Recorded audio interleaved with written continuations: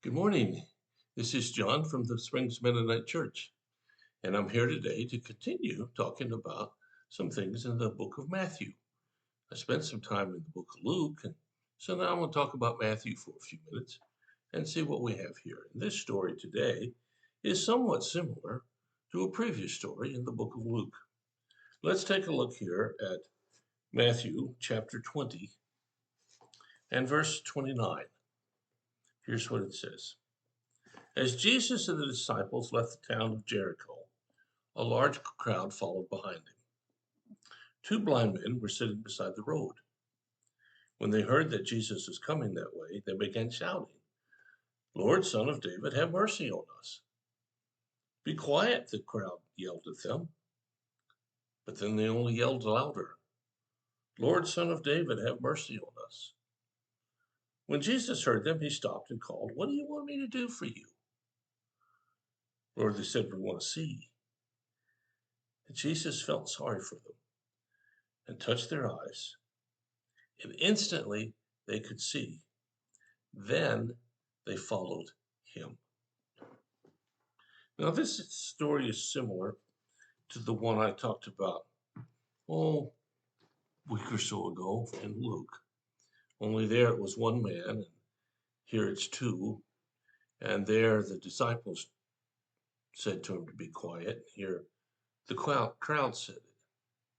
So the stories are similar, and it's perhaps the same story written from a different memory of Matthew versus Luke, whichever one got it first. I don't know about that, but the point is the same, and the point needs to be repeated, I would say, to you and I today.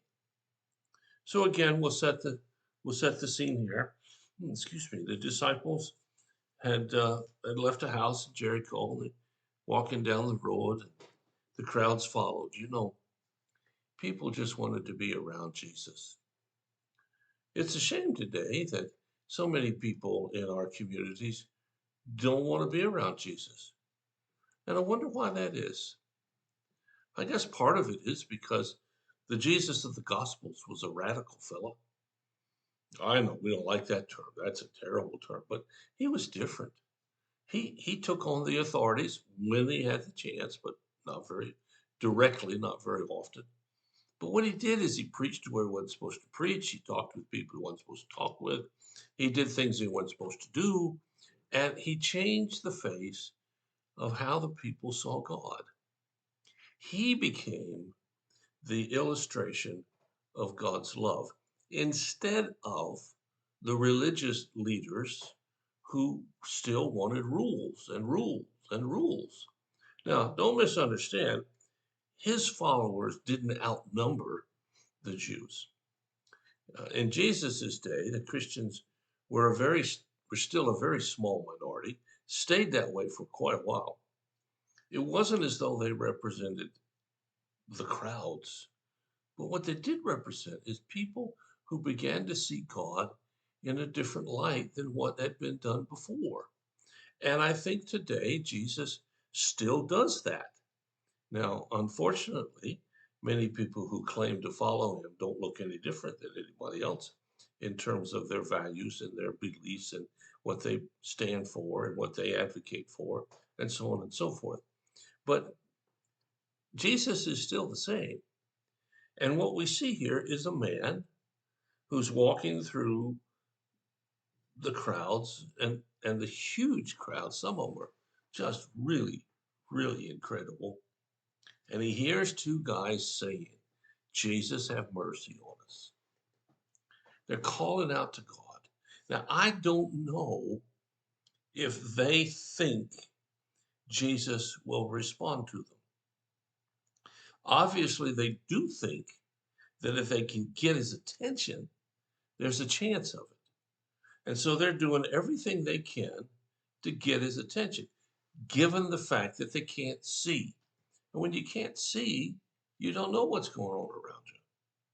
And when you can't see spiritually, you don't know what God's doing around you either. So we're in a dilemma here. We see with our physical eyes and we see physical things, but we don't see spiritual things with our physical eyes. These guys saw something that made them want to cry out, believing that if they could get Jesus' attention, he could change their situation. Now, how about you today? Do you believe that? If you could get Jesus' attention, that he would change your situation, whether you've thought of him or not. Maybe you ought to. You never know what God's going to do. But they keep shouting, and the crowds keep telling them to be quiet. They keep shouting. You can see this game being played as to who can make the most noise and who can get God's attention. Well, as it turns out here, these two lonely voices get his attention. And it doesn't matter where you are in life. It doesn't matter how far you've gone in walking with Jesus or never started. You can get God's attention. Now, today, we don't have to shout it. But if that makes you feel better, then go find some place where you won't feel embarrassed and shout at God. I don't care. He doesn't care. He just wants you to call on him. So Jesus finally hears them and he says to them, "What do you want me to do?" Now, these guys are very dramatic and very pointed. They say, "What do you want me to do?" He says, "We want to see." They didn't go around with all this pious stuff of, "Oh, I just want to be near you and maybe you'll clear my eyes up." They got very specific and down to the point. We want to see. And so you and I ought to get very specific and down to the point. Jesus, I want you to heal this person. Now, it doesn't mean we get our way, but these guys did. And there's nothing here to tell us that you and I are different than these two guys. We should tell God what we want very specifically and very directly.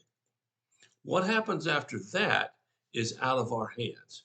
These two guys, nothing after this. They just said, "We want to see."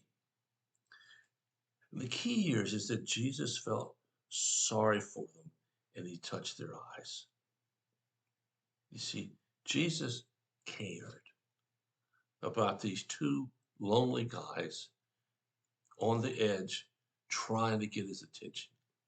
And Jesus cares for you in your situation, whatever it is, even if you've never cared about him before. He cares about you and he will minister to your needs instantly. Now, maybe the answer isn't the way you want it, but that's okay. He's still taking care of the situation. And then what's really special, it says here, then these guys followed him.